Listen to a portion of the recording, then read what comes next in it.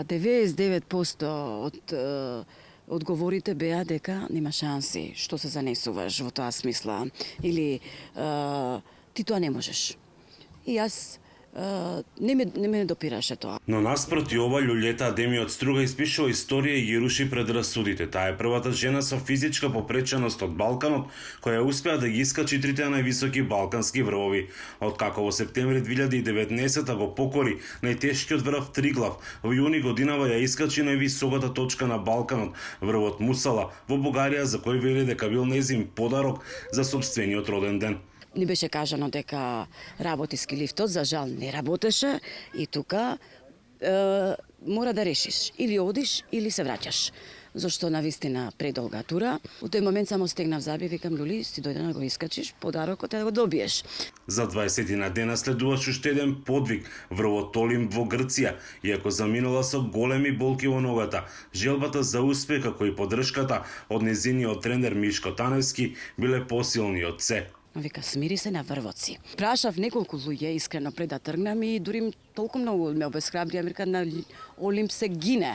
Олимп е невозможен за тебе. Олимп, значи од најцрни никој не ми рече можеш да го искачиш.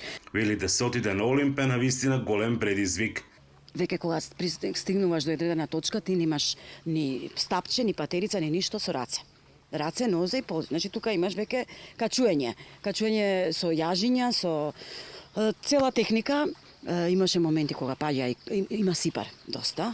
Досега искачила повеќе од 70 врвови. Првиот и бил Црн камен на планината Јабланица во 2016 година. Кога ме видува прв пат со штакава, сите вака накриво, наваму, што бараш ти со нас? Мајка ми прв пат, кога ме виде дека дозна дека кидам, нели, на Црн камен, застана пред врата и вика, нема да одиш по планината, ќе се убиеш. Љулета деновиве со пливање во Охридското езеро собираше сила за нови предизвици и нови планински врвови, но и размислувајќи како да ја подигне свеста за оваа категорија граѓани, водејќи ја кампањата гледај способност, не попреченост. Смета дека е потребна и поголема институционална поддршка.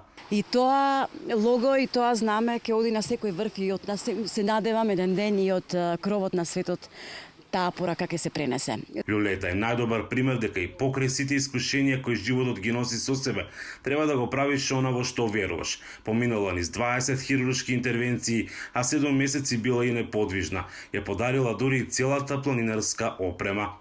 Кога Македонија мене ми се спремаше, нели, и ампутација, тоа дури и смрт, комисија од 10 лекари потпиша дека јас нема шанси да имам ногата. Само една докторка веруваше во мене. И кога се случи Триглав, и рекле на мојата докторка, кажи на Љулиета дека од денес ние ја викаме Мис Еверест. Таа е прво лице со попреченост во земјава и на Балканот, која може да работи и како водич на планина. Освен што е самохрана мајка, работи и како преведувач и како советник за инклузија во кабинетот на претседателот на државата.